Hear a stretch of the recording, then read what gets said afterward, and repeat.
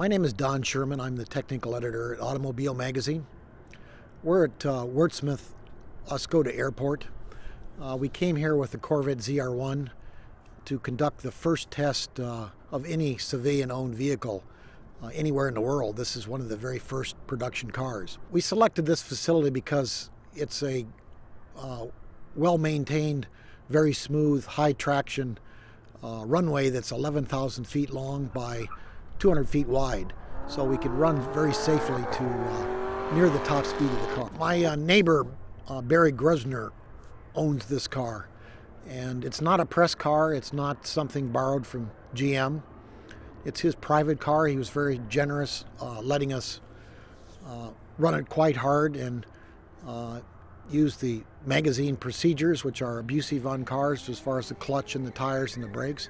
And Barry did a little bit of driving himself. He was quite impressed by how hard he could brake and how hard he did brake, to the extent that the blood was rushing into his head. I don't think he's ever seen such braking G's before in his life. We had only one and a half incidents. One of them was that we collected a bird strike at the front of the car. The bird came out on the short end of that deal.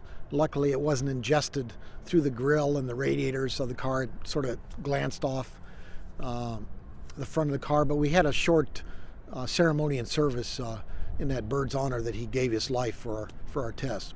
The other half incident is there's a little bit of sandblasting going on some of the peripheral parts. Just the velocity of stones and dust coming off the car tends to leave a few marks on the paint. So we're going to have to negotiate with Barry on that arrangement. Well, we actually came here because we were trying to investigate the Corvette's performance over 200 miles an hour. It's pretty clear it will achieve 200. We wanted to be able to say we did it, and it got there this quickly in this much space. In fact, we did not make that goal. The facility is a little bit short. The car is a little bit too tight. So those things conspired against us. We got it up to 197, but not 200. While we were here, we did a full battery of tests: cornering, braking, acceleration, as well as the top speed investigation. So we have the full measure of the car.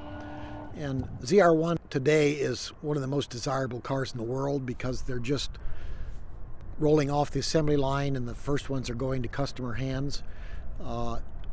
Journalists all over the world are trying to conduct tests. We know about one by the British at Bonneville, another one by the Germans in Italy. This is one of the very first, maybe the very first, instrumented road tests on American soil.